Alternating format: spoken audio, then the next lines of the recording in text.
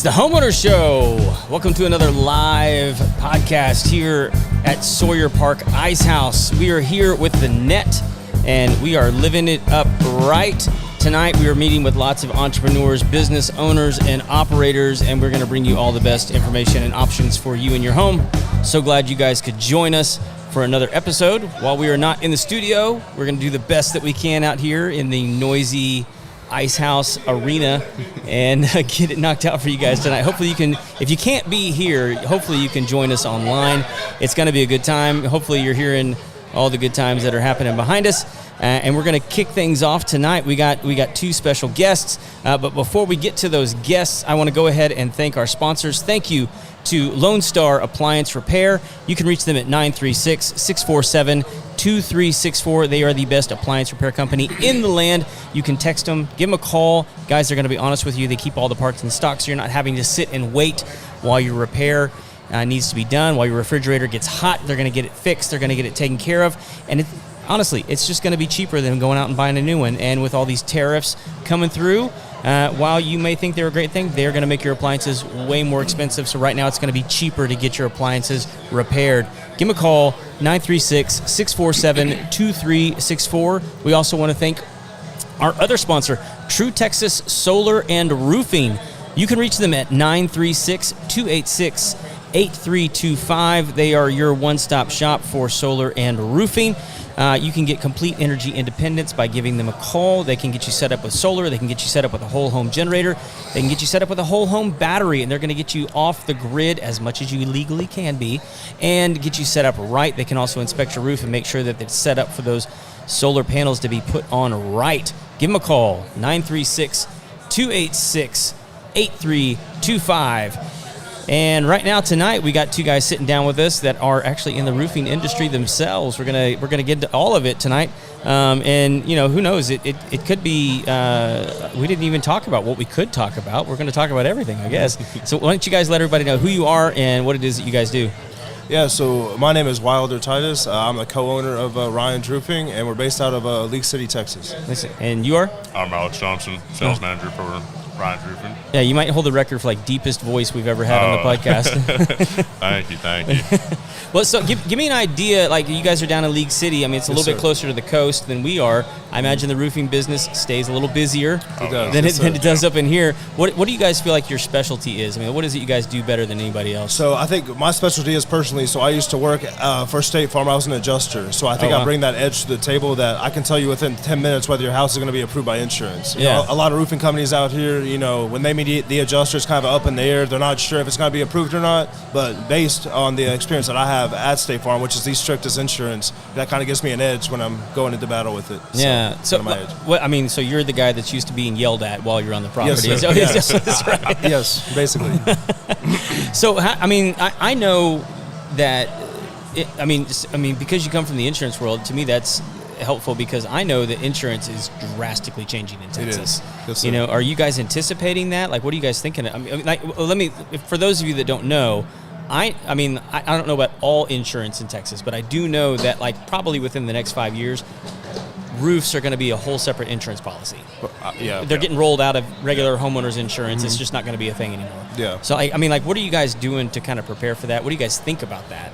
So what we're kind of doing to think about that is basically when we go to a home, regardless if we actually do the replacement or not, we're making them aware of the policies that the insurance is looking for. Okay. So, you know, even if there might not be enough damage on the roof to get a replacement, we're telling them basically this is what your insurance is looking for. So, you know, when they call us, obviously we're going to be ready to do the work. Yeah. So that's kind of how we go against that. Yeah. And how much of what you guys are even doing is insurance? So I would say about some stuff in behind you. So sorry if it. You're good. There's not a shadow falling over me. It's sorry. Go ahead. No, I would say about 40% is insurance. We're actually trying to get more into commercial because if we can avoid insurance, obviously it's a good thing because, you know, I used to work in insurance. I know how hard it is to go against your insurance agent and all that. And another thing that stands out about Ryan's Roofing is we actually have a 90% success rate because even if the insurance says no, we go after them. Because if we believe our homeowners have been unfairly treated, we go after them when other roofers will just move on to the next one. Yeah, I mean, like, what does that mean? And when you say that you go after them, I mean, like, what sort of recourse does a roofer have? Like, I mean, obviously you've been an adjuster, so you know how to work that relationship a little bit. So how does that actually work? So basically, there's a lot of adjusters out there, even when I used to work at State Farm, that, for example, there's guys out there that if it would take too long, if they're just not good people, they would deny claims just based on because they don't want to do any paperwork. Right. So basically what I'm saying, I'm not saying it happens all the time, but there are times where an adjuster will say there's no damage, and I can see it from the adjuster side and the roofing side, and I can say, hey, the way State Farm does it is if you have over 50% damage, you get a roof replacement. Okay. Anything below that you're just going to get a repair. Mm-hmm. So basically what I do is I vouch for the insured that doesn't know anything, and I bring to the table my insurance experience to get them the roof if it's warranted. It doesn't happen all the time, but most roofers will be like, oh, there's insurance ain't paying for it, we're going to the next one. Like, I make sure my customers are treated fairly when the insurance won't treat them. Yeah, I mean, you're sticking up for them. Yes, essentially. Like having the conversation, not just backing down immediately because they say no. Pretty much. I got you. So, I mean, like on that end, then, I mean, you were State Farm. Yes. So, I mean, from your experience, I mean, how long have you been doing this, by the way? So, I've actually been I'm a co-owner. I've been the owner for 3 years with the co-owner. The company's been in business for 7 years. He did it 4 years without me, and then the last 3 with me. Uh-huh. And I was an adjuster for 2 years before this. Okay. How long you been out this? So I've been this for a little under a year now. I'm prior military. So oh, really? Yes, sir. What branch were you in? I was Air Force. Air Force. Yeah, what were you doing over there? 35 as a maintainer. Okay. Where were you stationed? I was stationed over in Hill. Where? Hill in Utah. Okay. But then I went everywhere. I mean, I went to Japan, Guam, Jordan. Oh, sweet. Well, my cousin's a drone pilot with the Air Force out in Vegas right now. Oh. Yeah. Are you familiar with what's going on with those guys right now? Not the drone pilots themselves. No, I work in the 35s, 22s, and B2s. All the 5th gen just manned aircraft fighters. Yeah. And the B2's a bomber, obviously. But well, yeah. Yeah. Well, I mean, I'll circle back around to the insurance. No, this is just interesting to me.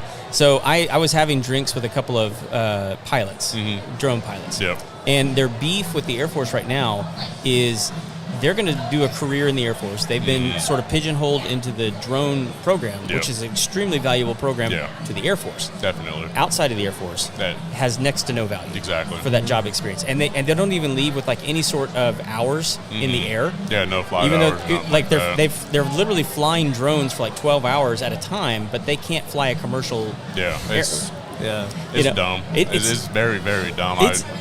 I don't know what to do with it. I mean, it's like... Yeah, I've known quite a few people that cross-trained from that career field into maintainer because it was just like, what's the point? Because after the fact, maintainers, one of the options for me was to go work for Boeing or something like that and go work on aircraft and continue that. But like you said with them and the drone pilots, they get next to nothing outside of the Air Force. And it's kind of sad. I mean, if you have a career in the military, of course, follow that, do that. But within outside the Air Force, why are you doing it? Yeah, and my cousin that went in, I mean, he went in with a pilot's license. Yeah. And still, he's not getting any experience as a pilot, even though he's flying can't aircraft. Get his flight hours up and nothing. And outside, more sophisticated aircraft. And yes. If you know anything about the drones that the Air Force fly, more sophisticated than most of the airplanes. So it's I don't get it. But anyway, on the insurance side of things, what is one of the toughest ones to deal with right now, at least in Texas? Because I know all of them are changing their policies. They're changing the way that they do things. And I don't want you to speak bad about anybody. You're good. But which one's the hardest one that you found to deal with lately? I would say, so obviously I worked for State Farm for 2 years. The other co-owner, he actually worked for Allstate. So I would say most people say State Farm. He's shaking his head. Allstate. State Farm and Allstate, I would say, in my opinion, are probably the hardest. And I feel like most of the country would agree that State Farm and Allstate are the hardest to get bought by. Is State Farm the one that just recently pulled out of California? Yes. Yeah.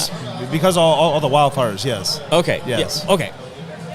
Okay. That one bugged me a bunch. Oh, yeah. Not because I wasn't mad at State Farm at all. Yeah. I was mad at the people who were mad at State Farm that hadn't been listening to what State Farm had been saying for the last 5 years. Yeah. They're like, hey, we can't continue to offer homeowners policies because the California government won't deal with the landscape that's going to eventually cause a forest fire.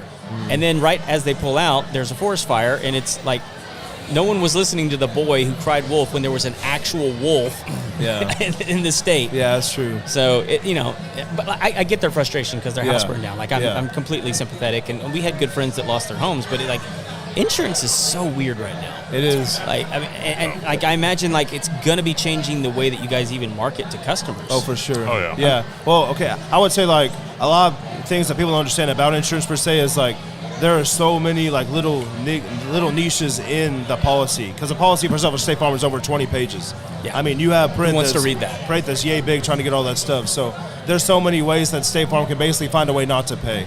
I mean, just me speaking about how my experience, there's just there's a lot of qualifications that the State Farm agent is supposed to tell them about that doesn't get communicated, and so people are burned out. And I was the one telling no, but now I'm the one saying yes. So I kind of switched sides. Now I'm helping people.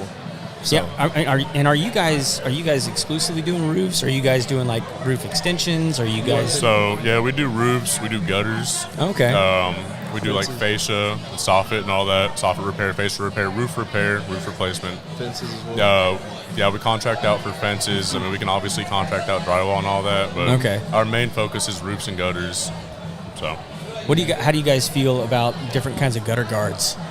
I'm sorry, could you say that again? Gutter guards? Gutter guards? Yeah, what's one that if you guys are installing them, that's something I know people are interested in. Gutter guards are good. I mean, they're nice and they don't destroy your gutters. Like some people are afraid of them because they're afraid of the extra weight when it's, it's real light aluminum. Yeah. But when you add all that onto a gutter, it's a lot more weight. And I mean, back in high school, I did Christmas lights with my mama. She had so gutter guards were not fun then. No, but seeing them and what they could offer, even as a high schooler, I wasn't a homeowner then, nothing like that. And I was like, wow, these are smart. This is a good idea. And gutter guards, I mean, it's easy to sell on our end. Sure, and it's not that much more expensive. If you're getting gutters installed or gutter replaced, gutter guards are, I think it's a no-brainer personally. Is just that the something protection it offers. Yeah. I mean, well, for me, it's like keep old people off the roof, man, because otherwise, look, some 72-year-old man is going to think he needs to be climbing up a ladder to get the pine needles out. I mean, it's not a good idea. I mean, tomorrow I'm helping my buddy's friend. My buddy's in college right now in Oklahoma, and his dad, he's legally blind. He's an older gentleman himself, so he actually texted me and he was like, "Hey, I need some help with the gutters." He has a 2-story house, and I was like, "Oh, of course, no problem at all." And I mean, if he had gutter guards, would that be an issue? But at the end of the day, it's smart business. Yeah. So I'm getting the notice to move on to my next guest because we got to keep this thing rolling tonight. But if you guys would let everybody know again, the name of your company, how to get a hold of you guys. So our company name is Ryan's Roofing. Our work phone number is 281-729-3012. We do free roof inspections, and our slogan is "We're there for you when the insurance isn't." Awesome. So. And you guys, do you guys operate all over Houston? Or? Yes. Yes, sir. Fantastic, man. Well, thank you guys for sitting down. Yes, sir. Appreciate you guys sponsoring the event for sure. Super good to meet you guys. I mean, hopefully we get to connect later on. I mean, hang out and have a good time. It's a good place to do it. Appreciate it. it. Y'all have a good night. All right, man. Yes, sir. Yeah. Good to meet you. Good to meet you, brother. Yeah. Sharp suit, by the way. Appreciate you, man. Yeah.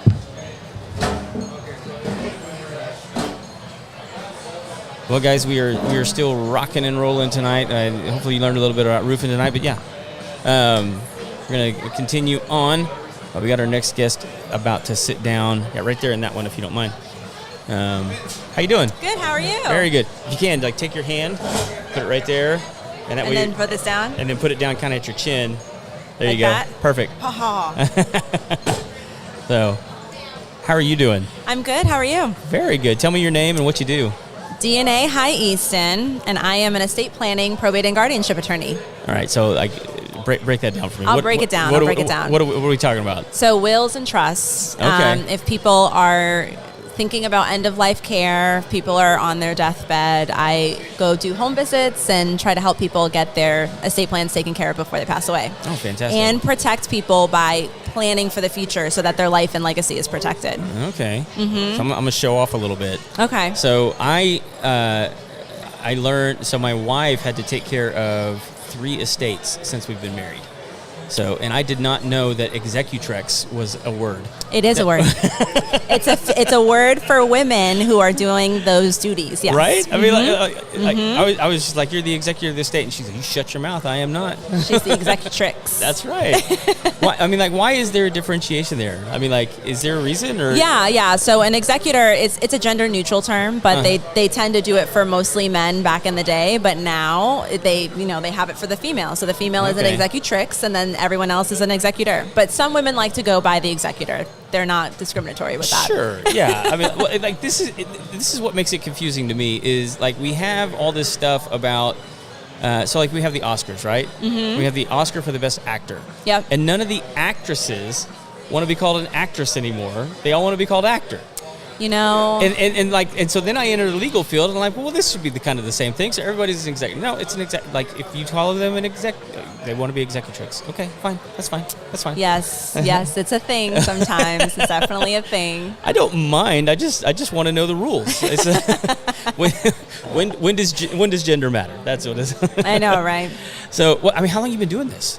So I have been an attorney for 5 years, almost 5 years, but I was actually a social worker when I first started. So that's kind of how my story began. Okay. And I fell in love with trying to help families. And I knew at some point I was going to help a family. I just didn't know in what capacity. And then when I was trying to study for the bar, I had about 4 people pass away in the span of like 6 months. Jeez. So it was really hard to study and really hard to practice, or not practice, but actually prepare for the bar exam. Yeah. And that kind of segued me into realizing that it's important to plan for your estate, right? Because your families that are left behind are the ones that are having to not pay the price, but they're going to have to deal with grieving and trying to help you navigate through that. So that's kind of how it started. I was doing family law for a little bit, estate planning, probate, and guardianship, and then I just opened up my own law firm recently. So congratulations! Thank you very much. So were you going to law school while you were serving as a social worker? Yeah. No, there was no way I could. I was going to say, I know a little bit about that job. That's keeps you pretty busy. There was no way. That's okay. I had to take some time. Where did you end up going? I went to Michigan State Law. Wow. Okay. So you went to Michigan State and then came back to Texas. Well, actually, I'm originally from Boston, Massachusetts. Okay. What are you doing here?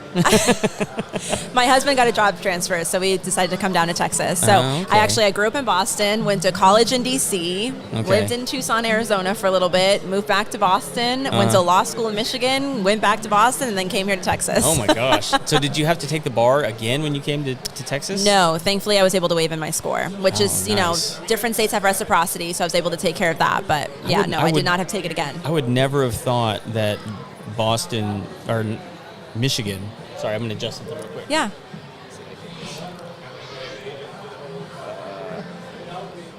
Beautiful. I would have never thought that Michigan would have been so kind to Texas. It just doesn't seem in their nature. I'm nothing against Michigan, but it just seems like they wouldn't like us that much. Yeah. Michigan is Michigan. That's all I can say. Michigan is Michigan. I mean, if for nothing else, that we're in the SEC down here. I mean, it's like, Yeah, I know. You would think, though, especially going to Michigan State Law, you would think that I would have been at all of the games and all the things, but I didn't have a chance to because I was studying for law school. Yeah, that's true. Well, I'll tell you this. We, on the show here, we're a big believer in what you do. We're actually holding a live event on the 8th for business owners to come in. They're actually going to be meeting with my attorney who set up my corporations and then also set up my trust. Oh, amazing. For actually has set up several trusts for us now. Because we wanted business owners to find out what the difference is between a trust and a will. And it's very important. Yes. And and how that can actually be beneficial to you in your business and how that can integrate into your business, it's extremely valuable. I'm actually glad you're here because this is a lot of clientele, potential clientele for you that I promise you doesn't have that kind of stuff set up. And it's so important, and people don't realize how important it is until it's too late. And that's the sad part. So a lot of times I try to educate, empower people. You don't have to use me, but at least know what you have going on for your life and legacy so that way you can protect your assets and protect your children and protect your legacy. 100%. Look, I'll tell you, the reason we got so dogmatic about this kind of stuff, my best friend and his wife were killed tragically in a car accident. Oh, I'm so sorry. All of a sudden, and this was 4 or 5 years ago now. And he and her both were very organized and prepared people. They didn't have a will. They didn't have a trust, and so there was this just weird moment between the families. It was and they had 4 kids. What happens to the kids? And nobody knew. And that's the saddest part. And I really want to do this thing. It's called a kids protection plan. I am all about making sure that the kids are protected. And if you do not have a will, at least at the minimum, the state's going to decide it for you. And who wants the state to decide what happens to your assets and what happens to your children? Yeah. All you have to do is go visit one state-run facility and find out you never want your kids to go there. Exactly. And you don't want anybody else's kids to go there either. Exactly. And as a social worker, I used to be taking kids, so I know how it is when you are trying to think about, okay, you might not need it now, but worst case scenario can happen in a split second, and then you're stuck. Yeah. And most people think, I don't have the time, I don't have the money, and I can almost promise you that's not the case. Yep. You know, it's really like it's not cheap. It's not, but it's worth it. It's less than a car. So it's like the value is way better than what the potential price is. And a lot of times I tell people that if you're not ready to do it now, that's fine. Yeah. But eventually, if you don't do it, the cost of how much that's going to take away from your estate is huge. Yeah.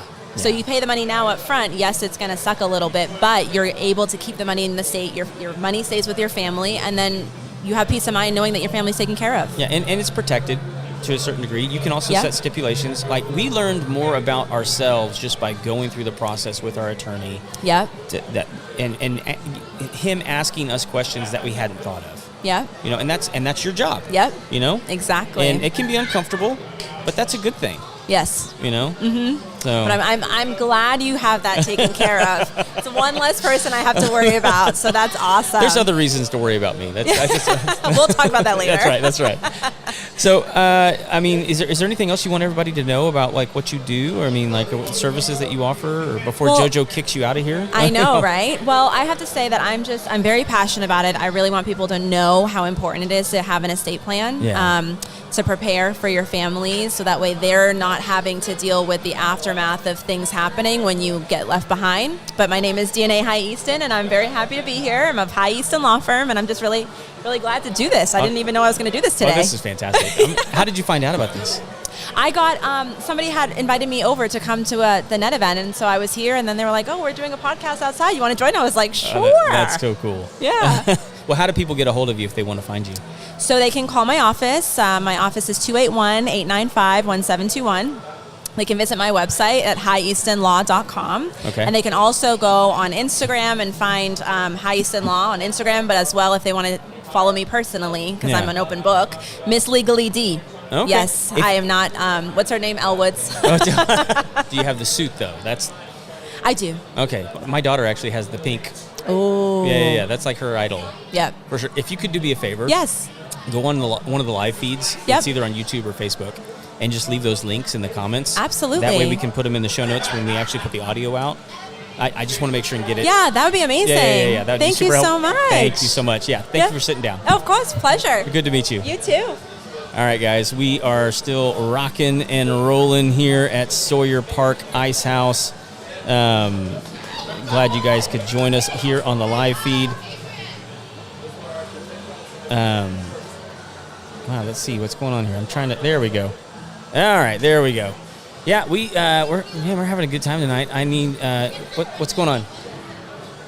Is Adrian sitting down? Oh, we're making some adjustments to the set. That's what's going on. Thank you, guys. But yeah, we're gonna have a roofer. We got a state attorney. Let me tell you guys. I told that little story about why we got into having a trust for our family, and it's no joke, man. When you come upon a situation where are you guys next? Are you guys next? Yeah. Come on.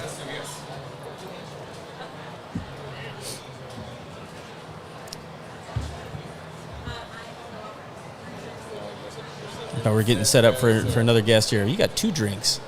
You brought me nothing. Second? You said you got 2 drinks and you brought me nothing. It's just rude.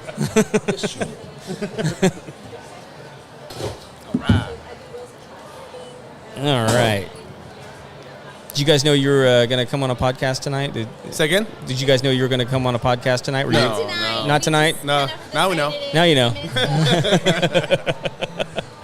So we're just gonna wing this. All right. So here's what I want you to do, because I don't have any headphones for you guys. If you can, kind of put it below your chin, and then take your hand and do like this.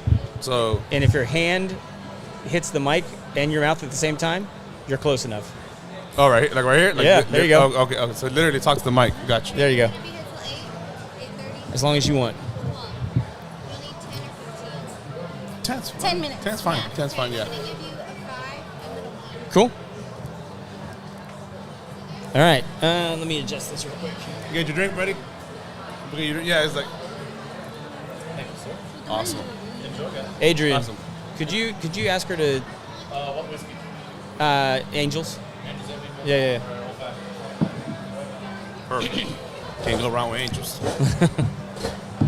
All right, so let everybody know who you guys are, and have you guys ever see Kindergarten Cop? Like anytime I have somebody new on the show, the old Arnold Schwarzenegger movie, do you ever see that? Yeah. He's like, who's your daddy and what does he do? That's how I always feel when like I meet somebody on the show for like when they're coming on for the first time and they haven't I know what you guys do, but like it's, nobody else does. Yeah. So Who's the daddy? yeah, who's your daddy? It's a tumor. It's not it's the same thing. Get out.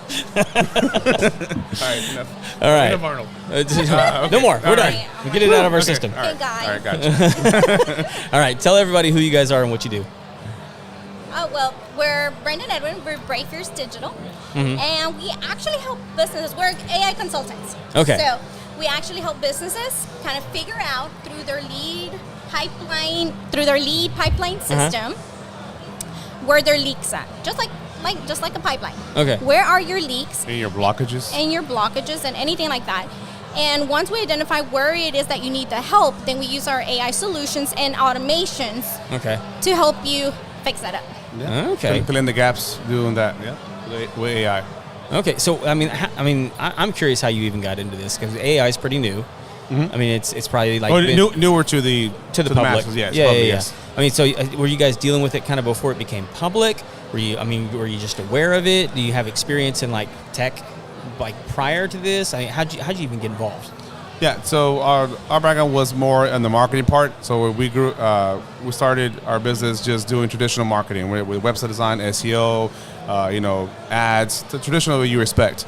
But we came upon it because our clients, the problem that we're having was they would get, say, ranked, on Google, or they have a beautiful website. But the problem that we're having now is those leads. Those leads that were coming in, for whatever reason, they'll get to them, at a later time, or couldn't get to them in time, or we wouldn't have a follow-up in place. So when we would ask them, hey, how are your leads coming in, especially if they're paying for leads, we'll ask them, hey, so how many new leads did you close? How many customers did you get this month? Right. And they'll be like, oh, 0. I was like, well, how? Like, what happened? And then most of the time, it's because I didn't get to them on time, or I'm too busy. So we saw the same thing over and over and over. So the biggest issue we saw right there was speed to lead. So it was like, okay, we can solve that, speed to lead, then we can help tremendously our clients. And with AI at that time, this was like late 2022, when ChatGPT just released in around November, December, I think it was. I already had whiff of it, it was coming, and as far as what it could do, but as soon as it became available, immediately signed up, started playing with it, and you just realize, just doing simple stuff, right? Like, oh, hey, give me a recipe for a good chicken dinner. Real simple stuff. And it would just like start dropping. I was like, wow, okay. It's like, and then start role playing with it. It was like, hey, the customer gets a new lead. How would you qualify a customer for pest control, right? And I'll do that. And I was like, oh, these are the questions you will ask. And I'll just give you all the qualifying questions for it. That's when I knew, okay, we need to start using this for our clients. Yeah. Did you have a background in tech as well, or? No, I'm design, so I'm the creative one on this. So I started with web design and started with T-shirts and that sort of stuff, different designs, logos. Next thing I know, I'm making websites. So again, we were a team in this, and we started doing the automations for people, trying to fill in those gaps and trying to help people automate some of these tasks. But then when AI came in, I was like, that's it. Yeah. Like, we add AI to the automations that are happening and have AI actually do some of these automations for people. Like, it saves that's a lot of time. Game changer. Yeah, it is so, for them. yeah, for one of the biggest ones was there's people literally spending lots of money on marketing, on ads, and there's actually leads coming in. And you don't answer the phone. You don't get back to them immediately. You already know. If they found you on Google, they're going to move on to the next person. Right. Yeah, they're going down the list. They're not like, I hope they call me back. No, they're not waiting for you to call back. They're just... Who's answering the phone first? Whoever answers the phones first, that's where it goes, yeah. For sure. Yeah, so we're like, well, we got the solution. Yeah. Let's put something together that not only does it pick up for you, so it can actually message back like, hey, sorry we missed your call. how can we help you? That's immediately engagement. Yeah. And that's how we started. It was first. It was just like that. Like, hey, sorry, Mr. Call. How can I help? Right. So it's a text. Okay, let me message back. And that's it. You got them. You know, now it's up to you. But now it's a full conversation at this point. Oh, Like, yeah. hey, how can I help you today? You know, and then I need a quote for my lawn or to get whatever. Yeah. And then it'll start gathering information, the name, number, email, address, all that stuff.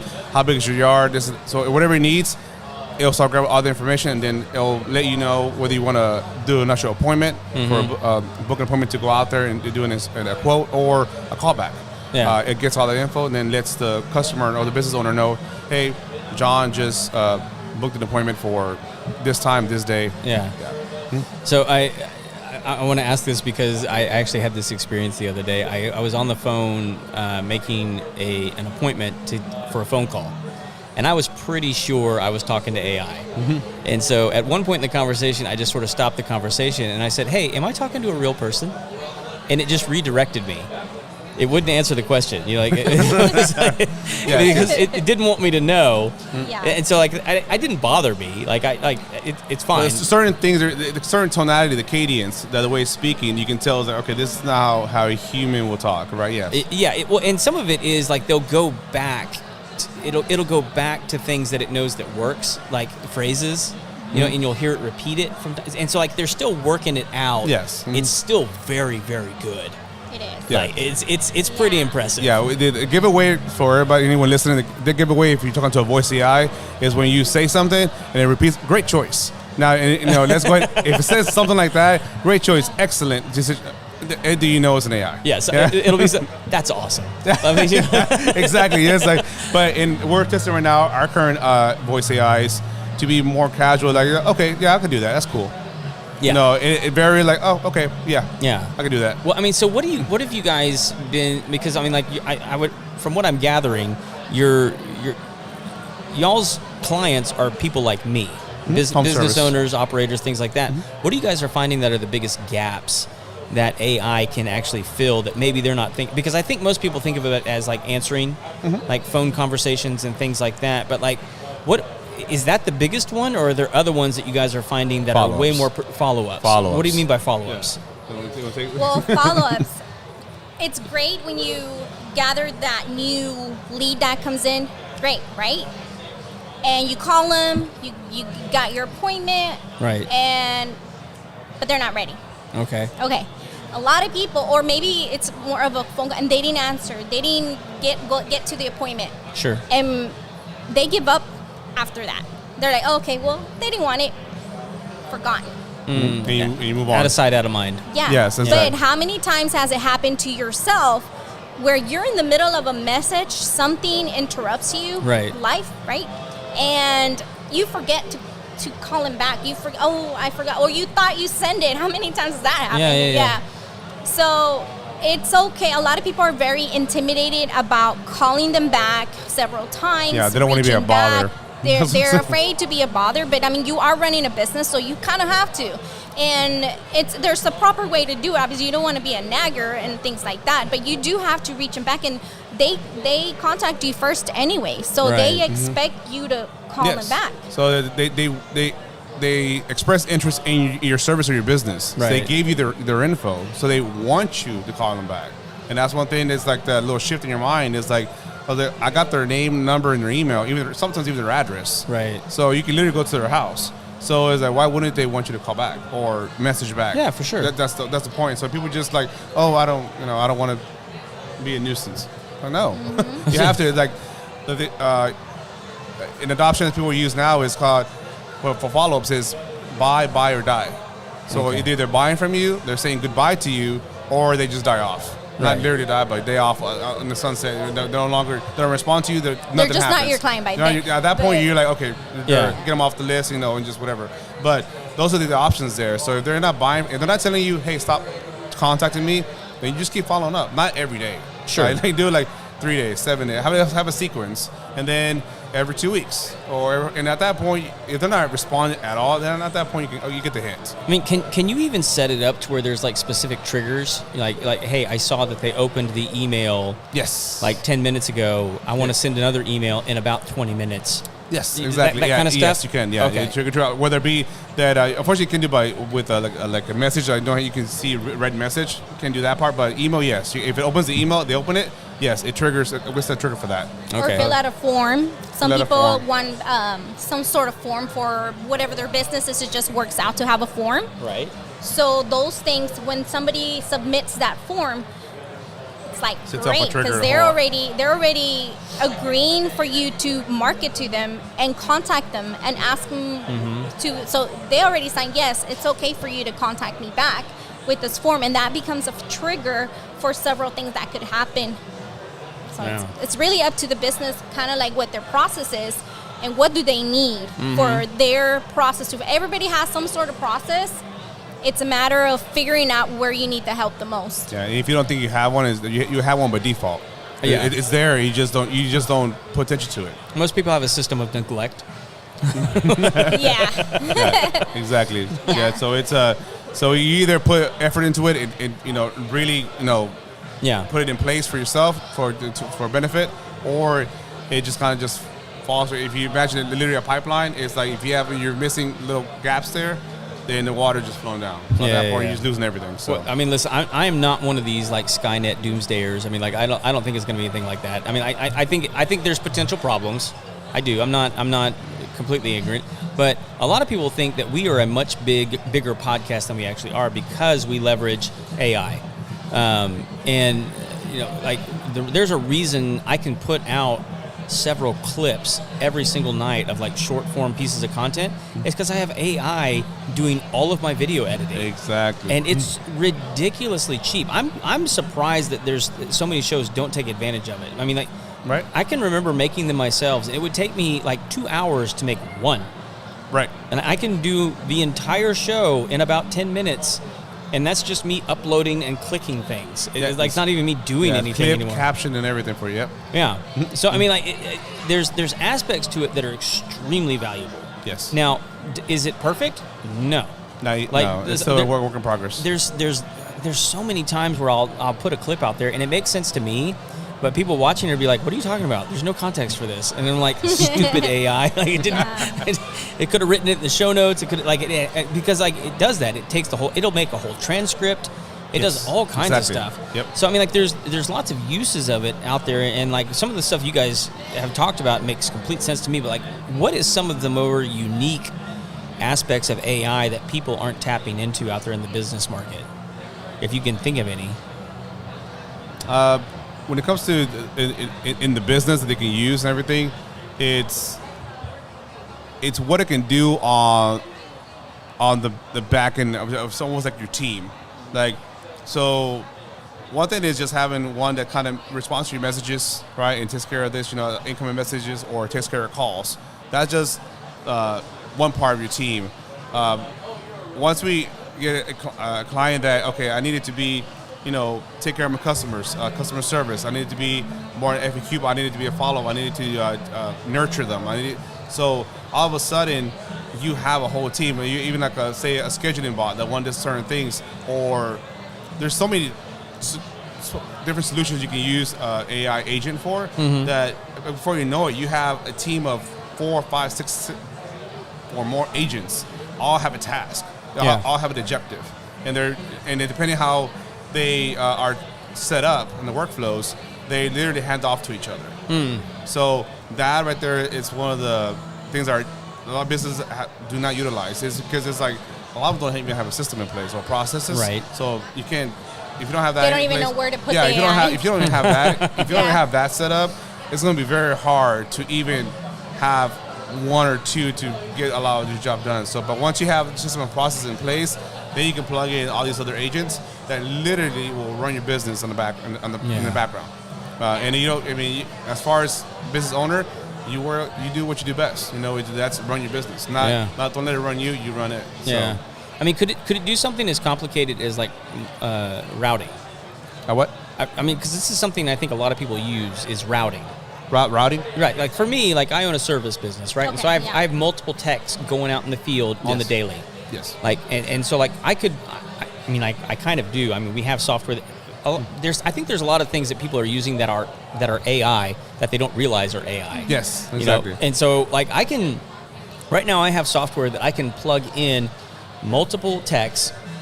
I have all these accounts that need to get done in one day, and it's going to separate them. Yep. You know, depending on the location. Yep. Yeah, depending on location, depending on the schedule times, depending on appointment times, and all this kind of, and it's going to route them, and then it's going to give them like the shortest distance from where they start to where they begin. Yes. All this kind of stuff, and that's AI. I mean, like, it is. AI doing it's that. determining the distance and everything. Like so find the best time to fulfill these clients, whatever. Yes, it is. It's all that's AI in a nutshell. In that software. Yeah, yes. and so I think there's even like it's not one that we use, but like a Jobber app or something like that. It's utilizing AI to do a lot of the stuff that it's doing, and so people are engaging with AI whether they realize it or not. If they want it or not. If you're using your phone, Alexa, Siri, or whatever it is, it's AI. It's just a version of it. It's a controlled, contained version of it. But now with if people don't know, I believe this month or next month, Amazon's releasing their Alexa Plus. Oh, what's so now that? you can upgrade your Alexa. So now it is truly AI. So now, for now, it can do simple commands here and there, smart home, all that stuff. But now it'll actually be connected to, just like you imagine. It's not going to be OpenAI, no, ChatGPT. I believe they use Anthropic, if I'm correct. I'm not sure. What is it called? Anthropic. It's a whole another okay. language model. They use it. There's a lot of different language models. Don't quote me on that. I think that's what they're using. But they're using a different language model. Yeah. But same thing. It connects to it, and it can complete tasks for you now, using now Alexa. So now she's going to get a nice upgrade. Oh, nice. So I know that there's all these other ones. I mean, you got ChatGPT, you got Gronk, there's a bunch of. Yeah, there's a lot of them. So, do you guys play kind of in all those sandboxes, or is there one in particular that's kind of your go-to? They all have their pluses, honestly.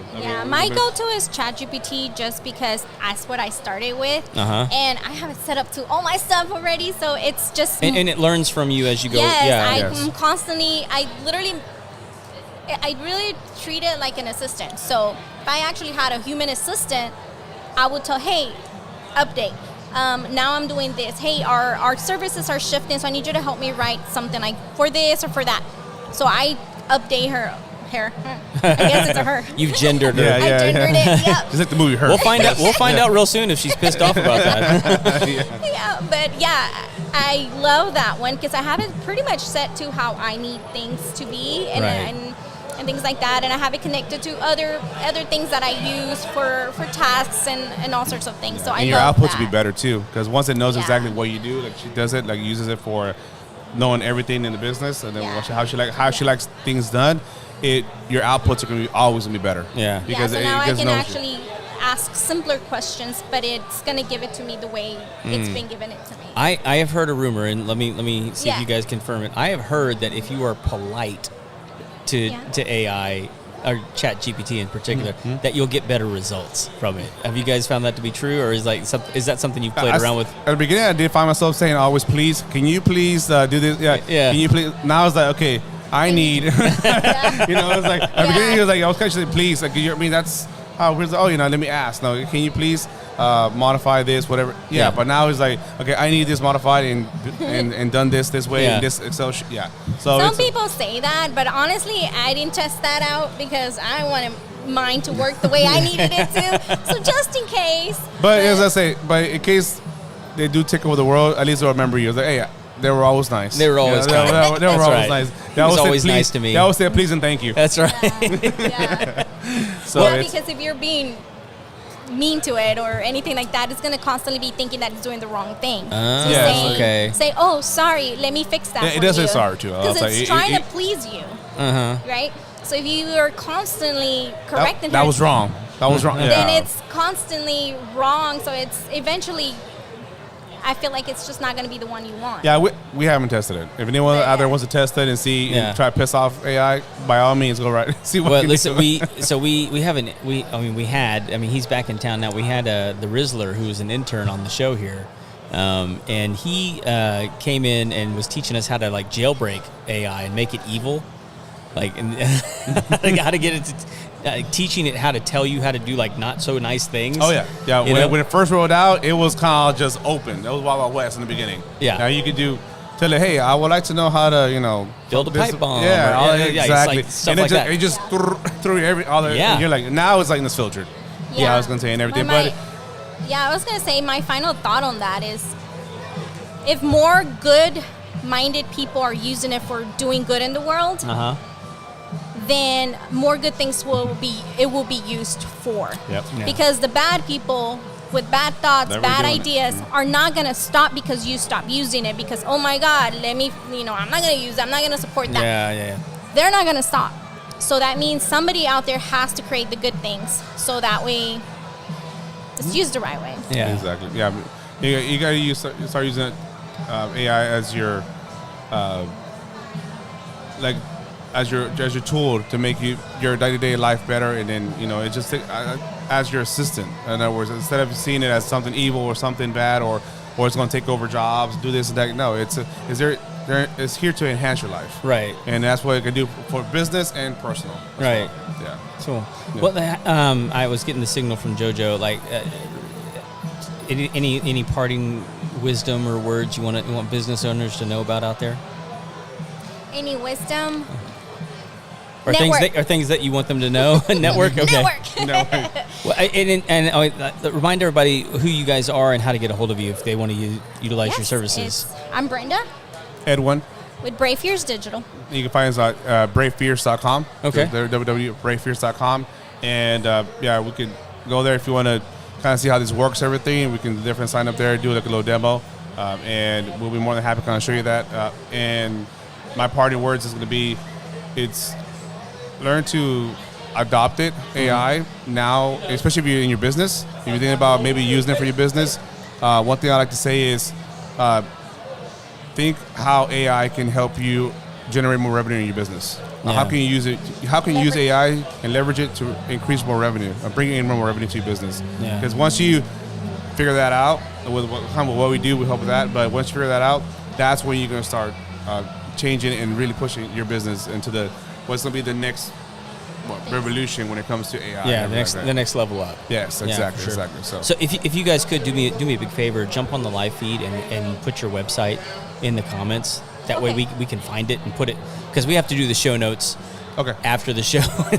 We want to be able to find all that kind of stuff, and it's easier if you guys just put the link in there. Also, people can just click on it from there and find you guys. Perfect. After they've been listening to you. So that sounds great. Or maybe you can tell AI to do that. I don't know. There you go.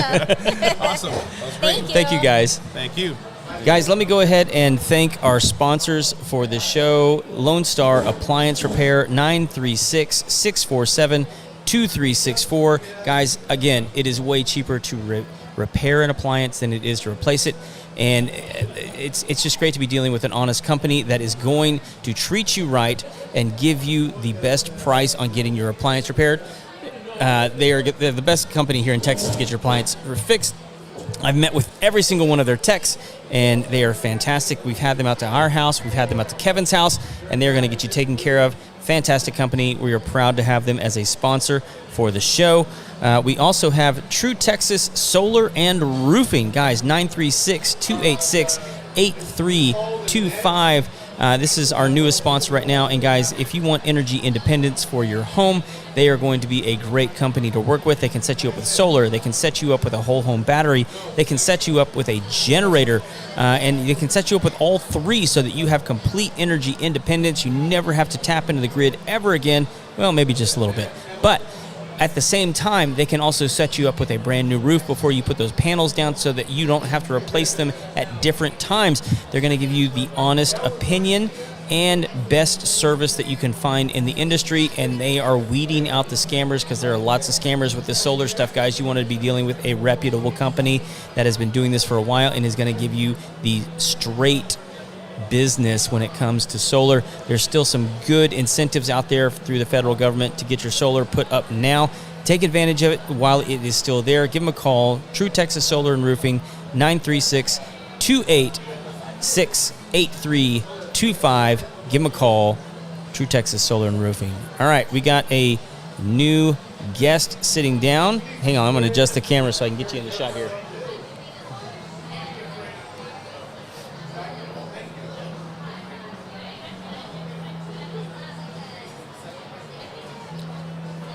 All righty. Why don't you let everybody know exactly who you are and what you do? Very good. My name is Mike Temez, and we're a family-owned and operated restoration company. Oh, we okay. do from mitigation to complete build-back, and we've been doing it for some time. And Yeah. yeah, Is it mostly like flooding that you guys deal with? or- anything that requires an insurance company. It could be a tree, it could be a hail, it could be a fire, it could be a toilet that overflowed. It could be small as that. If Right. something that small can become a great problem. People don't realize water travels different places. So yeah, we take any size job. Right. So like fire is one that intrigues me because like it seems like there's a lot of stuff that fire can get to that you can't see. Between walls, absolutely. Yeah. So fire, one of the more difficult ones because of the Yeah. fact that Scoot up just a little bit. Sure. Yeah. I mean, how do you guys manage that? I mean, with a fire, I mean, do you just have to start ripping walls out when you can't see, or I mean, like, how do you manage that? So, yes. So, if there was fire, then there was water taking place from to put it out. Yeah. So we go, so secondary damage. Yeah. So one of the things we can do is you go with our infrared equipment, and we start looking for a change in temperature where you could have water travel. Yeah. In other cases, you do spot checks you see where the fire. You look at outlets, you can see smoke, so you get an indication where fire has traveled. Sure. Yeah. I mean, yeah. There's usually a good. Yeah. So from there, you have to open up. You start and work your way, but there's different techniques to get down to the root of anything that's out there. Because you're absolutely right. Very difficult. What you can't see is hard. You don't have the right tools. It's hard to find until sometimes customers find out many years later, and we make sure that doesn't happen to our customers. Well, I mean, I even imagine like with fire, like insulation being an issue. I mean, because like it melts it. I would imagine it melts the insulation. Yeah, sure. I mean, sure. like depending on the insulation. It depends if it was a lot of heat or if it's just smoke and where it's traveled. Yeah, absolutely. So all that has to be. You have to assume that smoke, fire does probably as much or more damage than water. Because is fire and water damage different? I mean, one of the trends that we're noticing with new builds in particular are these foam insulated homes. Right. You're having it done on the ceiling deck in the attic. You're having it done in the walls and different things. And I've had good friends that have had to completely move out of their homes because of mold issues. Right.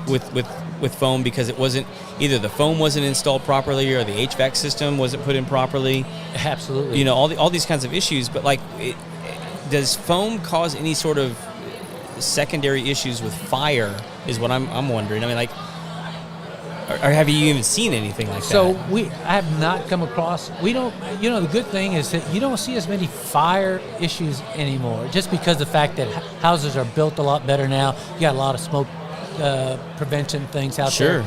But and the foam insulation is relatively new, so we haven't come across that. But yeah, depending upon where the fire was in that area, so all that can exacerbate. And absolutely, once the integrity of it's gone, then you've got to replace it anyway. Yeah, I mean, can you put foam on top of where old foam was? No, I mean, it becomes a tedious job. Yeah, that's why I was like, yeah, exactly. I mean, how do you guys deal with that? So you just have to remove it, scrape it off. So you just got to go in and completely remove it. Yeah, that's crazy, man. That's got to be crazy expensive. Yeah, like I said, we don't run across a lot of those. Because we haven't.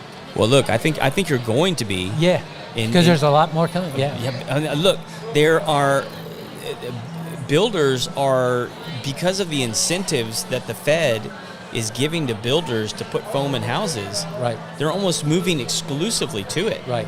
And so like mitigating some of those secondary issues further down the line when like guys like you have to come in, like I would think it's almost going to become standard practice. Like blown insulation, that's going to become a thing of the past. Right. I think. Yeah, and that's why our technicians are constantly getting certified and getting trained.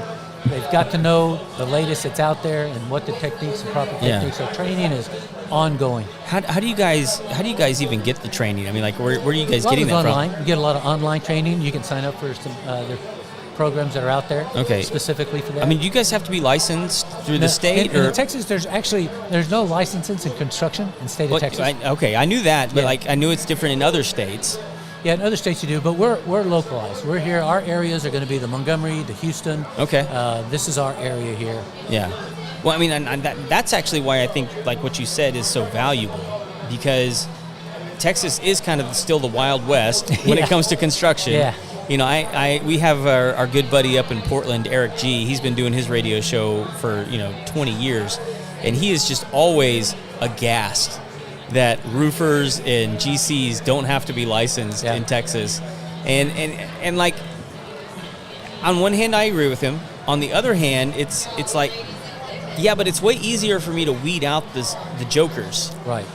Because I know in my industry where I have to be licensed, like there's still a lot of shenanigans and tomfoolery, that with people that have licenses. It doesn't stop stupid people from doing business. Exactly, because a lot of people are doing it. So it's best to get the right people and people that are certified.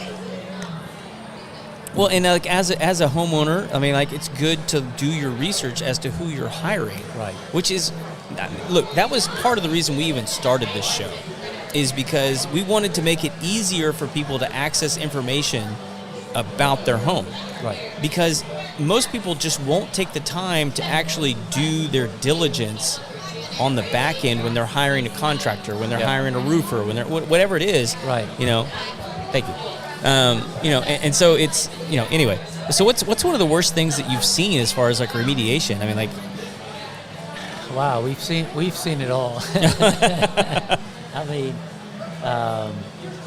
one of the hardest things is when you have, especially like the hurricanes and you've got floods. What happens is when you get the exterior wall, so you have cladding, it may be brick or whatever it may be, and you've got your sheeting in between. Right. Once that sheeting gets damaged, the solution, do you have to take all your outside siding or brick? Right. Or are you able to work from the inside? So those become very difficult because obviously you're dealing with insurance and you're dealing with your client. You never want to leave anything exposed. So we're very clear who our customer is, and that's the homeowner. Okay. And that's not always the case. So we are, we work for the customer, but we really hound the insurance to make sure that we get everything the customer needs to get that house built. Well, that was actually going to be my follow-up, is like, are you guys typically dealing with insurance companies? We deal, in fact, 99.9% of our jobs are dealing with insurance. We love dealing with insurance. We know their system. We know the programs they use. We know them inside and out. Yeah. So when we do, for example, mitigation, we don't hold back. We tell our customers we're going to remove everything it needs to, and we're taking full accountability. We know what we can do. When we do a mitigation, we take about 2,000 pictures. We code it, we mark it, we indicate it. We have everything. An inspector can come out, the house could be spot clean, but they can see exactly what took place because of all our documentation. That's the most critical thing that you can do in this business when you're dealing with insurance, is documentation. So we know them inside and out, we know how to document it, and that allows us to get a lot repeat customers, because customers, recommendations rather, we get a lot of recommendations come from previous customers, and we like that. Yeah, is the reporting system that you have, is that something you guys developed, or is that something you're utilizing? There's systems out there, so we use coded system, everything. If we do pack up, we'll move everything out, put it back in. We do everything for the customer. Okay. We'll help the customer make sure they get a place wherever they need to. We'll help them work with their insurance, and we take care of everything. Yeah. So I was speaking to some roofers earlier, and things in the roofing industry are changing rapidly when it comes to insurance. Yeah. Are things changing for you guys as well? There's not so much. Roofing is a lot, and in other states too, especially like you go into Florida, everything's changing. Man, like California and Florida, man. Like California, Texas, and Florida. California, Florida, Texas.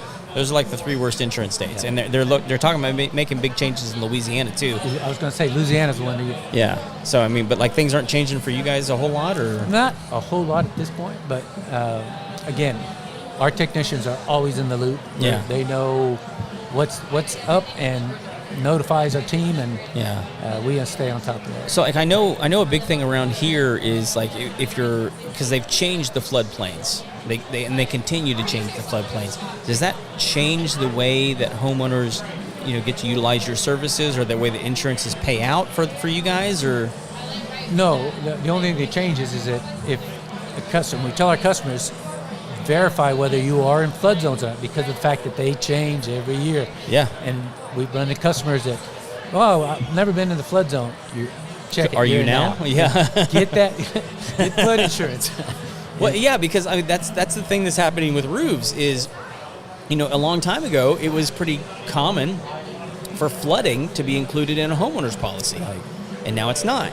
And I think that what the insurance companies are telling us, at least here in Texas and Louisiana and Florida, it seems like, is roofing is going to be a completely separate policy. Yeah. Moving forward. Yeah. And I believe look, it's not going to make anybody happy. No, but it's going to be a lot more complicated. Yeah. Yeah. So and then are you guys dealing with mold and mildew as well, or? So we're not certified for mold. If we identify it, then obviously we can get. You can bring in somebody that can. Yeah. That's right. Yeah. Okay. So then, what customer that has experienced some side of damage to their property, whether it's fire, smoke, or rain, water, hurricane, anything. Yeah. And from there, we can assess and lead them the right direction and take the appropriate steps. I got you. To So make sure you we get guys the want to right get out in issues. front of mold and mildew before it even sets in. That is incredible. And that's why we run into customers. They go, well, I know a contractor, but you can do the mitigation. That's all we need. So many times we do the mitigation. They see us get in there. We put a team in there. We get in there. We protect everything from the floor, ventilation. You're not, we use special type, air filters for the purpose of keeping the house intact. So we do that, get in there, get out. Usually by the time the customers see you do that, they just say, you know what, do the bill back. Yeah. No, I remember, I think it was Hurricane Harvey. I remember going around, we were helping people clean out their houses and stuff like that. And I remember so many people, we were trying to help some people out, treating their house. What's the name of the product? I can't think of it right now. I'll think of it here in a second. But so many of them were like, no, don't help us. We're just going to spray the house with bleach. And I'm just like, that's not good. That's not good. That's why we tell our customers, let us get in there, let us get it out, and you don't have to worry about anything but your deductible. We'll take care of it. You won't get hit with a customer saying, oh, that's not covered. We will take care of all that, because it's so critical to get everything out of there. Yeah, so sorry, we were getting some interference going on over here. Okay. We're good. So anyway, she's going to bring somebody on that's here in a minute. Is there anything else you want everybody to know about your company? No, just that we are family owned, and we take everything to heart. We love our customers, and we do it in a personal level, and that helps us going, because mitigation and all that is difficult. But we see the end results, and we just, again, our customers come from referrals, and that's why we like to get them. Yeah. And how do people get a hold of you? They want to contact you, reach out to you. You can look at our we have a website there, NextGen, and there's some postings. We've got someone who keeps posting. You can see some of the jobs that we've done. You can call us, but we're on just about any way you get us. We're on Facebook. Okay. So you should be able to find us. NextGen Restoration. NextGen Restoration. If you would do me a favor when you jump on the live feed and drop your web link and your phone number and everything in the comments. Perfect. That way we can put it in the show notes later on. Oh, great. That'd be great. When it goes out. I mean, it's obviously up on Facebook, and you can link it up there and people can find it. But we want to put it in the show notes later on when we actually publish the episode. So very good. Very good to meet you, man. Thank you for sitting down. Likewise. This is my first one. Yeah, you were great. Thank you. You're easy on me. I appreciate it. My pleasure. Thank you for sitting down. All righty, man. All right, guys. We were having a good time. Are you sitting down with me? All right, come on. How you doing, buddy? Doing good, bud. Sit down. All right. So I just did an ad for you guys. All right. Love the ads. Absolutely love the ads, man. Let's see if I can. Oh, there. Boom. There you go. All right. You're right in the shot. Good job. Didn't even have to move the camera or nothing. Man, hey. I'm not that photogenic, so I don't know. We'll do the best that we can. You having fun tonight? Yeah, having a good time. Meet anybody interesting? I've met a few people. Yeah. I'm horrible with names. Their business cards are They're in your pocket? either in my pocket or in Darlene's hip pocket. I don't know. So Darlene didn't want to sit down? No, she said, she said she didn't have the head for it tonight. Well, we talk about her enough on the show. She ought to come by and say hi. I mean, good. She done run off. Yeah, she was out here a minute ago. Anyway. Dude, you've been running wild. Was that again? You've been running wild. I have. Yeah. I've been running ragged here lately. Work for us is good. We're looking to start a new division of installation, just not just repairs anymore. We're getting things rolling for doing that. Working on licensing and insurance and all that. Is there different licensing for installs? Yeah. So appliance installation requires a type of an electrician's license. Oh, okay. So that's what I'm getting into. I'm starting to study for all that stuff. Are you looking to work for some of the big box companies? Is that what's? Yeah, we're going to look at getting some contracts through a couple of the big box companies. It's going to expand our customer base as well, because a lot of people turn around and they'll ask us, do you do installation? Right now, we do the occasional install, but not really a lot of them. We don't do that. We have kind of a gray area workaround because we do uninstall them. Yeah, you pull them out to work on them. Yeah, we uninstall them to service them, so we have to know how to reinstall them. For sure. So it's kind of a gray area workaround that we get to do that, but we can't advertise as installers because we're not. I gotcha. We don't have that license. We can't get those contracts and all that. Is it really that fine of a line where you guys can pull them out, completely unplug it, unplumb it, and put it back, but you just can't put a brand new one in there? Yeah, it's weird. That seems bizarre to me. The state of Texas has some weird laws when it comes to licensing. Well, I mean, not as weird as other ones. I mean, this. I mean, I was actually just talking to somebody about this. How you don't have to have a license to be a roofer or a GC in the state of Texas. No, you don't. And so, to me, I understand why we have licensing for plumbers and electricians and guys like me. Yeah. But for stuff like that, it seems kind of. And I'm not saying that what you guys do is not complicated. It's very complicated. But if they're going to let you pull it out and work on it. You would think it'd be perfectly fine for you to put a brand new one in. Well, that's the bureaucrat mindset, But they've probably never even thought about it in those terms. No, but you're talking about here in the state of Texas, roofers, general contractors. I used to hold a real estate inspector's license many moons ago, and in California, you can hang up a shingle. No requirements whatsoever in California. And their building codes are a lot stricter than ours because you've got to have houses that are earthquake proof and all this other stuff. But any Joe Schmo can go hang up shingle and be an inspector, real estate inspector in California. But here we've got one of the most rigorous licensing tests in the nation. Yes. I mean, and the state of Texas is real, like I said, they're real finicky. I know your favorite subject is garbage disposals. I do love them. Technically, a garbage disposal is an appliance that requires a plumbing license to install. It's attached to the plumbing. And the electrical. But you attach a garbage disposal to the bottom of a sink. Thank you. Kevin's not here to defend himself because he's a moron watching baseball. But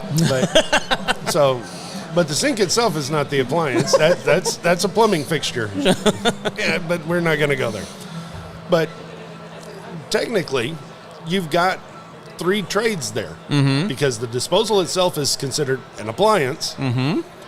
It's connected to the plumbing and the electrical. Yep. So technically, you have to have three different guys to install one can that big. Yeah. And it's ridiculous. But again, that's bureaucracy getting in the way. Yeah.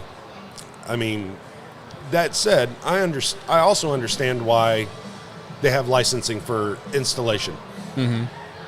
I've gone under dishwashers and found loose wire nuts that have just burned up. Yep. Stuff is just jimmied in there. But Bubba like, done it work. This is my problem. Is you're I mean, like, and it's not to take away anything from plumbers at all. No. But like on most appliances, you're dealing with more complicated plumbing than P-traps. You know what I mean? Yeah. Well, I mean, because there's like in a dishwasher, there's pumps, and there's all sorts of plumbing fixtures inside of a dishwasher, right? Yeah. You know, even in a refrigerator. In a refrigerator. You know, you got an electromagnetic solenoid that allows water to flow from your water supply. You've got a drain pump. You've got a circulation pump. You've got all the electronics in there. Yeah. And you more often than not, you've got high and low voltage in there as well.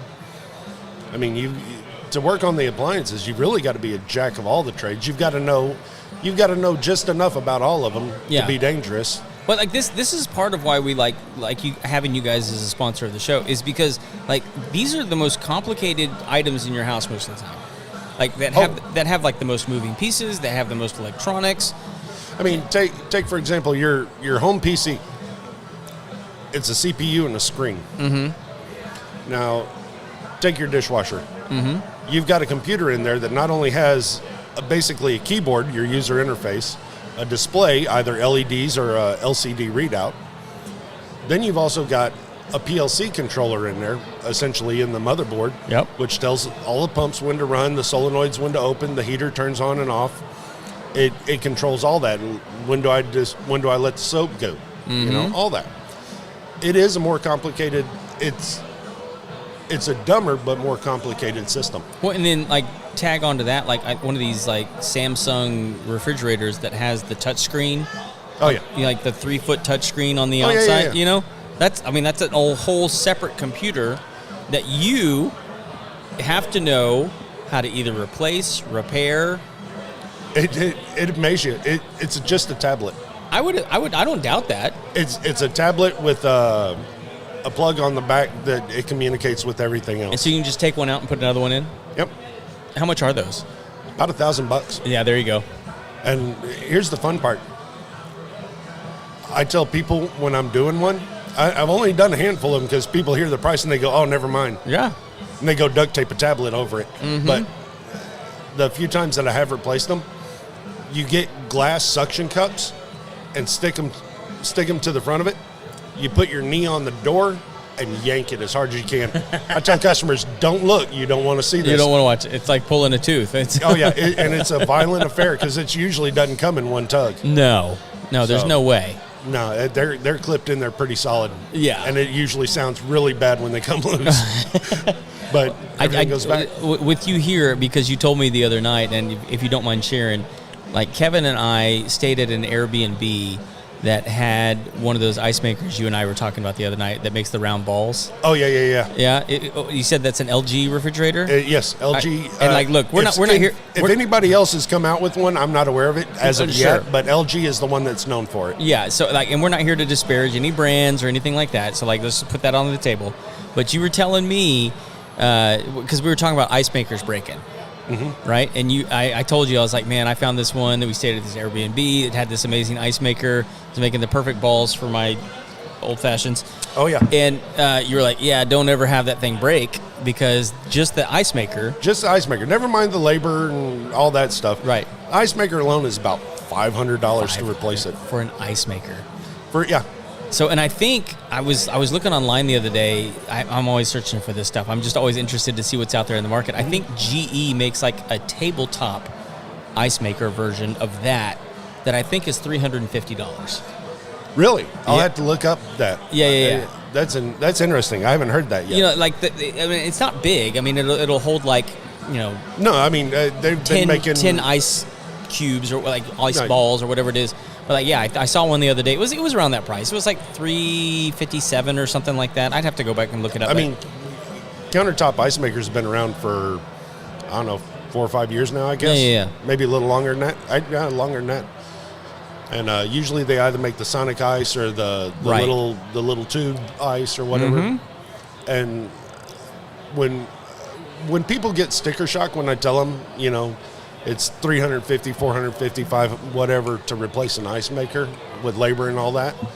they get that sticker shot, and I tell them, like, look, here's the other option. You can go on Amazon. They make a countertop ice maker for $100. Right. But it's going to take up a chunk of your you're going to lose some space. You're going to lose some space. It's a reasonable alternative. Yeah. Are most of those ice makers the countertop ones? I mean, do you put in a water line, or is it just pouring water into it? You're pouring water into them. Okay. The little bitty cheap countertop ones, you're pouring water into. I mean, I know they have like the under the counter ones that tap into water line. Now the nice under the counter ones, they run a few grand, and that's a whole other can of worms there. But those you do hook up a water line. I actually worked on a KitchenAid earlier today, right before I came up here. Oh. I had to replace a water valve in it. Got damaged in this last freeze that we had. So got a little chilly. Yeah, a little chilly, so it broke the water valve in the water line. So customer had a little bit of a leak problem. So that's no we good. replaced all that and got them back up and running. But in my experience, those under-the-counter ice makers, they are quite possibly the most self-destructive appliance. I tell people, first thing I do when I start looking at one of those ice makers is first thing I do is check the manufacturer tag and look how long ago it was manufactured. Because if it's 7 years or older, I tell them, just get it out of there. You're going to throw good money after bad. We might not be able to fix it. And believe me, you can throw a lot of money into this thing trying to fix it. Well, look, I mean, we've talked a couple times on the show now since you've been out to my house about the oven that we have that's been discontinued. Yeah. And I was like, look, guys, this is why you don't buy cheap crap. Yeah. I mean, like, and that's literally what happened with our oven is somebody was like, look, let's just buy the cheapest oven that we can, stick it in here, and now it's like, we can't even fix it. It was such a piece of crap that they discontinued the model, they discontinued making the parts, and they cut bait and moved on, and I don't blame them. That's a Samsung, right? It was a Samsung, yeah. Yeah, and we're not going to disparage brands, right? Right. But that's what it was. Yeah. Samsung does do some good things. They do some bad things. And that's any company out there. Nobody makes the perfect unit ever. Right. Since 1984, they've been operating under the theory of designed obsolescence. Yeah, as have most brands. You're right. I mean, all of them. Case in point, I see ovens built from the 50s, 60s, 70s, up into the early 80s. Yeah. I'll still see them, and they're still working. Yeah. And it might not look great, but they're still working. And then from about 1985 to about 2009, there's nothing. Because all of that is obsoleted and in a landfill somewhere. Are there no brands that were really making good stuff then, though? I mean, like... The only company that I can say that still makes really good stuff the way it was made once upon a time is probably Speed Queen. Okay. And Speed Queen, they're known for their industrial stuff. Their laundromat, washers, industrial, commercial, all that. We've talked about them 100 times on the show. Right. Yeah. Speed Queens are phenomenal. They have that small residential branch of their business that they do that. Here's the interesting part.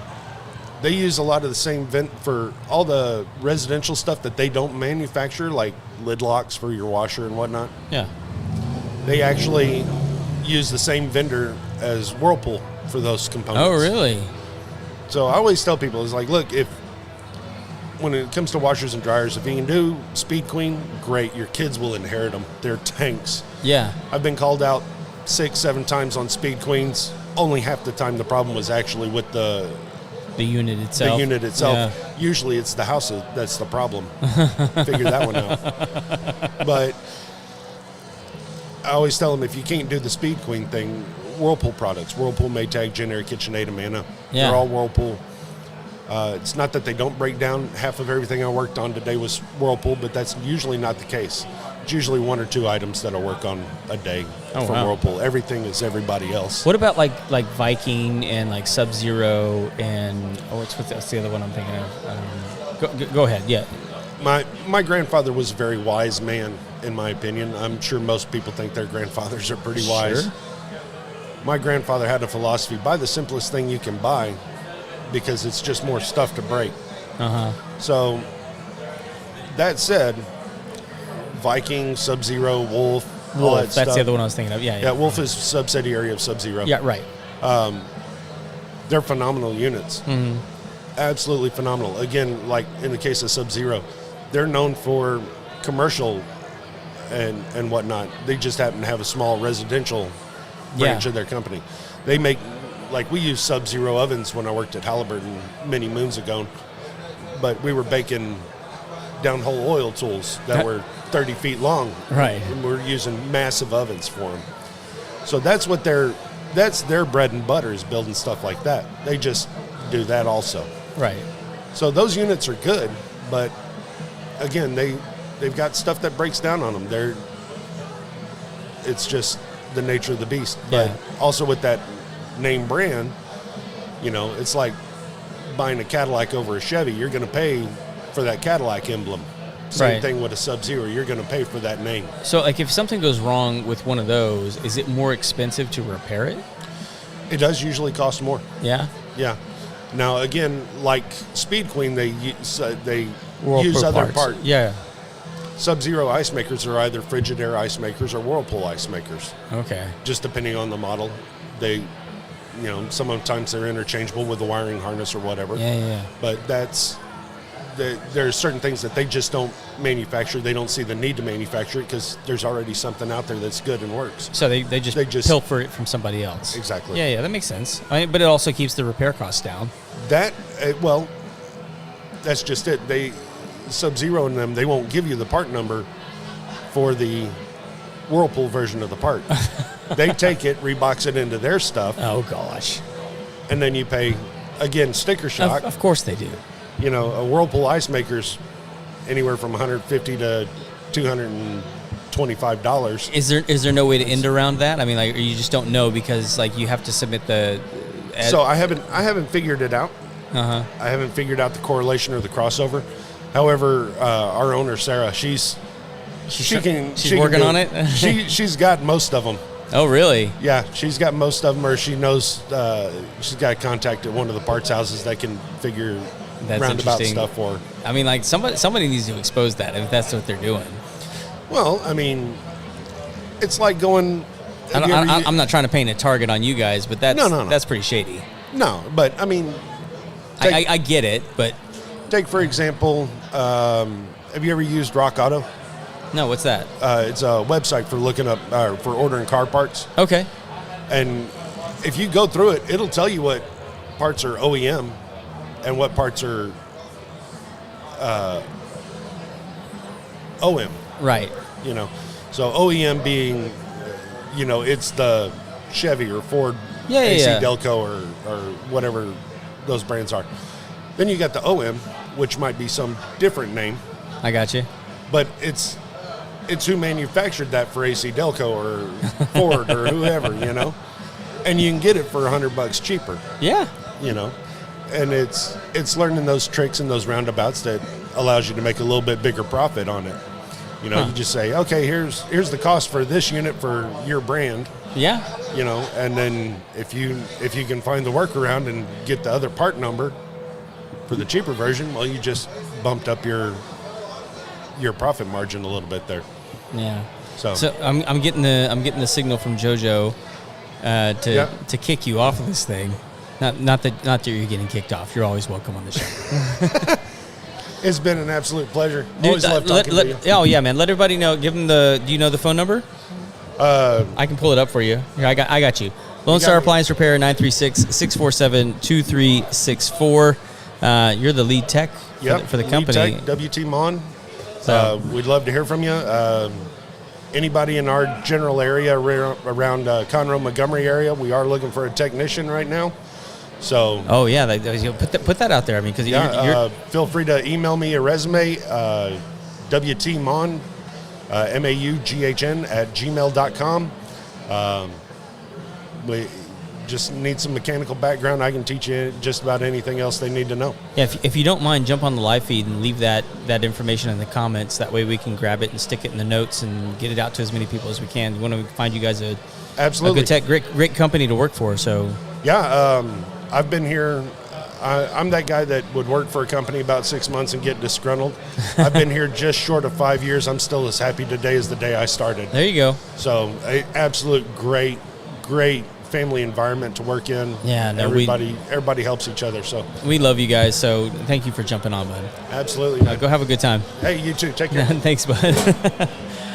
All right, guys, we're winding down to the end of this thing. Hope you've enjoyed the show so far, and if not, hope you can jump on the live feed and have a good time with us. Now we're going to bring on, I think, 1 or 2 more guests and see where the rest of the night takes us.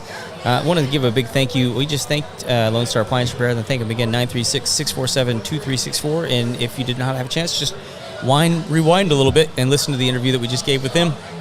Find out why they are the best appliance repair company in the state of Texas. What's going on, Paul? Are you going to sit down? I'm going to sit in here. Come on. Hang on here. Hey, did you meet this guy right here? Yeah, I met John. Michael? Michael. You want to sit down? With Say what? I mean, you can sit down here. Let her sit here. No. I mean, we got 4 chairs here, Paul. Come on. She don't want. Let's pull up right here. I'd say she's a little nicer to look at. Look, out of the 4 of us, you're not going to get an argument out of me on that one. Let's see here. Are you just want to sit down, or you want to be in the shot? Well, there's a camera right there. You want to sit right there? You're going to eat my pretzel? Is that okay? I'll look at it. All right, hang on. Emotional support. All right. Is there too much gluten in there? Is that what's? All right. So I got Paul the plumber and real estate agent Michael here. Michael, remind me who you're with again. So I'm with my broker is Realty One Group. My team is John Garrett. The Okay. John Garrett Realty team. Yeah, dude. Listen, Paul. This guy's tough. He had to share an office with Corey for a while. Really? Yeah. Oh, wow. Then, yeah, he might have a future. There's a possibility. Yeah. Dude, if you can put your hand like that in front of it with your mouth, and there you're close enough. All right. There you go. That's the only way, because I don't have headphones for you guys. I have a big nose though, so I mean, I might need a little more space. If you hit it, you're still fine. All right, cool. I'll pull you down a little bit. All right. You guys having fun tonight? Yeah. Having a good time. Yeah. Paul, what have you been up to, man? I hadn't talked to you in a while. Man, it's been hit or miss lately, the last couple months. Okay. So we're hanging in there like a hair on a biscuit. The hair on a biscuit? Yeah. She need to get some gravy. Oh, I need some. Like some water heater installs and stuff. Yeah. I need some. Yeah. Are you guys doing more of the tankless, or are you doing like the traditional? We do both. Well, I know you do both. It's hard. It's hard. As of late, we've got 3 of them we've done. Mm-hmm. So I'd like to do more. I like that endless hot water. Well, listen, you guys had to turn me down because I didn't have the right kind of gas line, and I think that's the thing a lot of people don't realize. You got to have the right gas line to even get those things put into the house. That's right. Why is that? Electric tankless doesn't really work well. One, you got to have too much power, and you only get about 4 to 6 gallons a minute. With your normal tankless, you're getting about 10 gallons to 11 gallons a minute. It's 10 something, but it depends on the temperature of the water coming in. If it's warmer, you get a few more gallons, or a little another gallon or so. Yeah. So I don't know the formula. I could look it up on the book, but it depends on your water. But I think they say that at 74 degrees, it's 10.7 gallons a minute. Yeah. In a tankless. So are less people? One of the things I'm seeing in a few homes are these tankless under the sink electric water heaters. That's point of use. Point of use. Yeah. Point of use, because it's like a half a gallon a minute. Yeah. And if you have it has a special aerator that slows it way down. Okay. If you don't have that aerator, it won't work. You have to turn that faucet almost all the way off to get the right amount of hot water. Is that because it has to slow the water down in order to get it up to temp? To heat it, yeah. Oh, exactly. Okay. So the aerator is like absolutely necessary. It's needed. Yep. That's crazy. So I mean, like, well, okay. So you got this young real estate agent sitting next to you here. Like, what are some of the plumbing features that you're seeing that buyers are looking for? I mean, because Paul wants to know what he needs to be marketing. Yeah. When he. I'd say as far as plumbing goes, tankless is definitely a good feature to have. Especially so, like a lot of the new builds, some of the higher end builders are putting tankless in almost all their homes. So if you're looking at a new build, then you're kind of expecting a tankless almost. Yeah. Especially, a little bit above maybe the average or median price. Are they almost all natural gas, or are they electric, or what are we looking at here? It's a range. It depends on the area. It depends on the builder. So I would say I'm seeing more electric. Really? Than I am, yeah. But it just depends on the builder mostly. So. Other than the tankless, water purification, like under the sink, anything like that is definitely a bonus. People seem to get really excited about that. So if there's anything like that in a home, especially a resale home, that's definitely a big bonus. So. Is that like an RO system underneath the sink, Paul? You got two different types of systems for a house. You have three basically. You have either a softener that comes into the house, or a softener and a carbon filter. Softener just removes hardness. Carbon filter will remove chlorine and different additives that the mud district. If you have wells, you just want a softener, and you might want some sort of iron filter, but you don't really need a carbon filter on a well. But we got two different systems. We have a system for the whole house with softener, carbon filter, or RO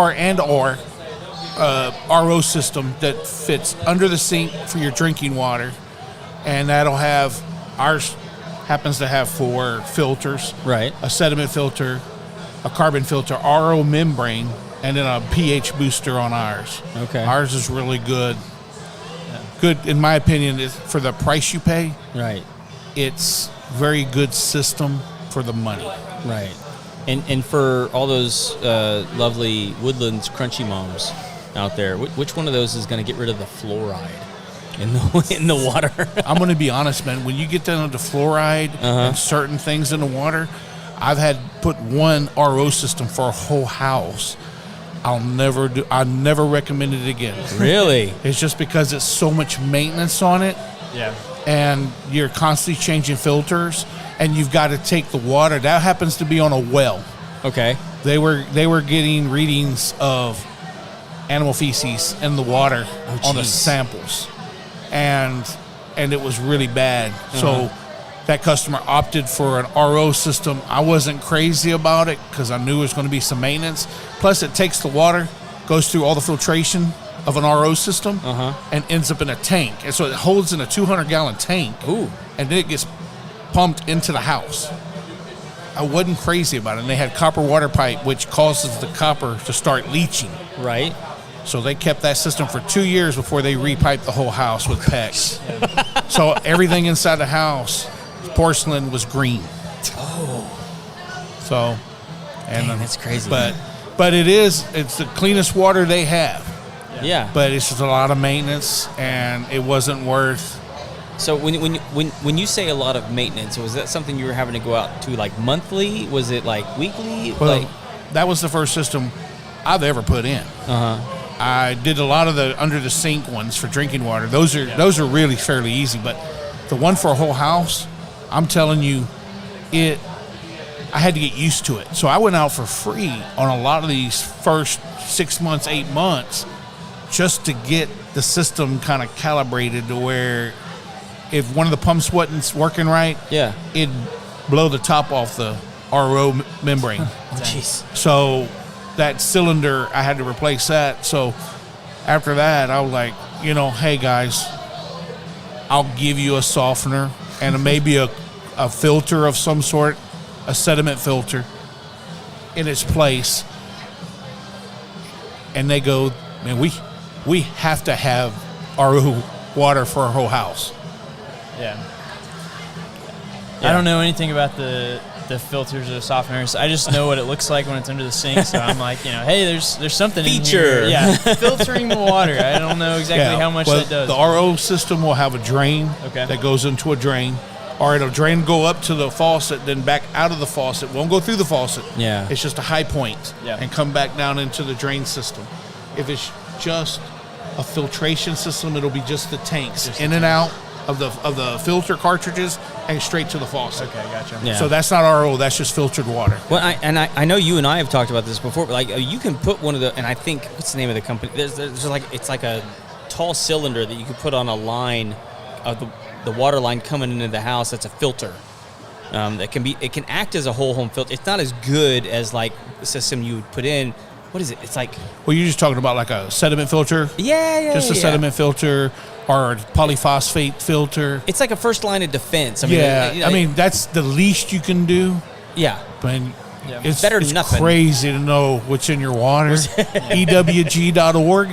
You go there. Wait. What's that? What's that? EWG.org is a organization that does audits on water. Okay. So you can go to that website, punch in your zip code, and it'll come up with a bunch of different mud districts or water suppliers. Right. You pick who you pay your bill to. You click that one. That's the newest report of what's in your water. It's a law. That's awesome. It's a federal law that you have to know what's in your water, especially public water. If I have somebody moving into a house, like how important would you say it is for them to have some sort of filtration system, like minimum, at least something? I would tell you, as a plumber now, knowing more about it, because I came from a big, heavy commercial background, which I saw the need for it in commercial. Yeah. Because some of the equipment there was so much money. But really, a softener is the first line of defense. Filtration's okay, but it's not a softener. It's not going to remove hardness. It'll just reshape the hardness to go through the system and down the drain. It's not going to remove it, but a softener will remove it, because without the salt, people will tell you there's a saltless softener. That's a lie. They could get sued for that. Every softener that it's a softener has to have salt, because the only way the ionic exchange happens in the resin bed of the tank is with salt. Gotcha. You don't get salt in the house. I think the guy that makes them for me says you get enough salt. Like if you filled up a bathtub and you put one baby aspirin in it, that's it's like that much salt in it. You don't even taste it. Gotcha. And it's amazing what they take out, and the systems we have that we offer and suggest. I've gone on behalf of the company. I'm recommended by the company, the parent company for the region, to go out and look at the old systems. I've seen systems that are 16 years old that I said, before we change it, let's just test your water.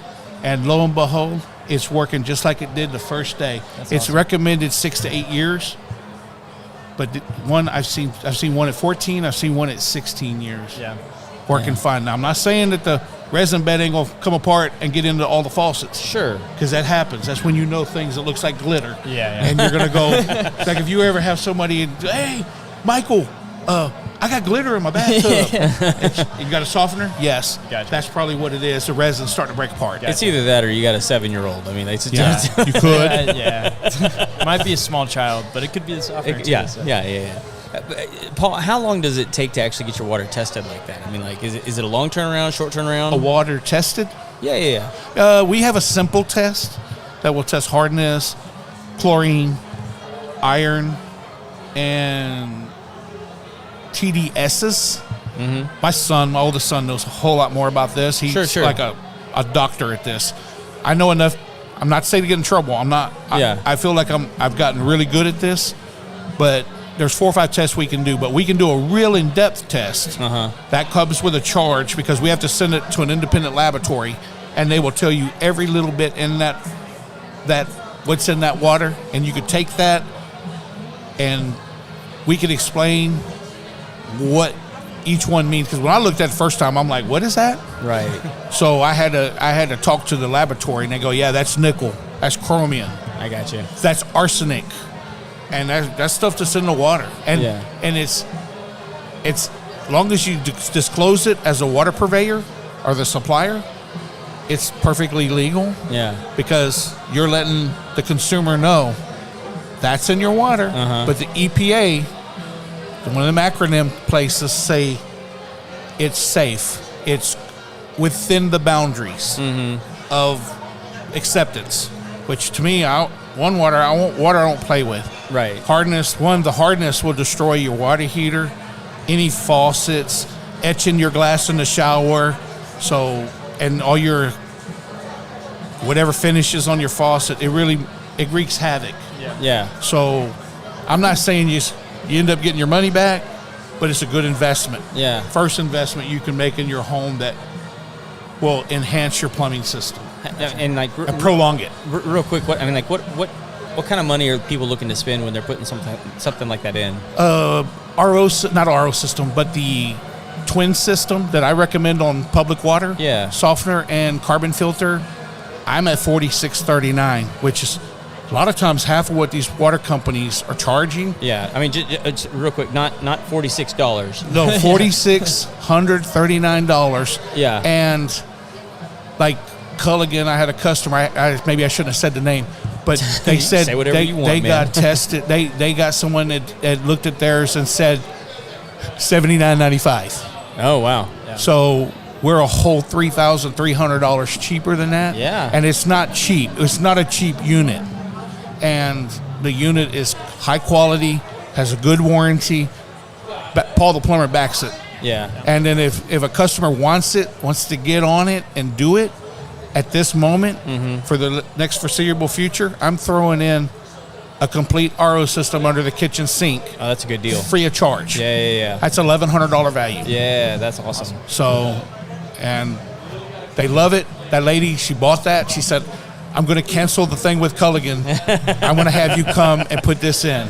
I mean, that's the kind of thing, like when you're buying a home, that's the time when you want to spend that money, because you can typically roll something like that into like a home loan. You could, you know, and that way it doesn't hurt you as much, because you're like, all right, I'm gonna break this out over 30 years, you know, and now I'm gonna have clean water. I'm not gonna have to be dealing with all this crap.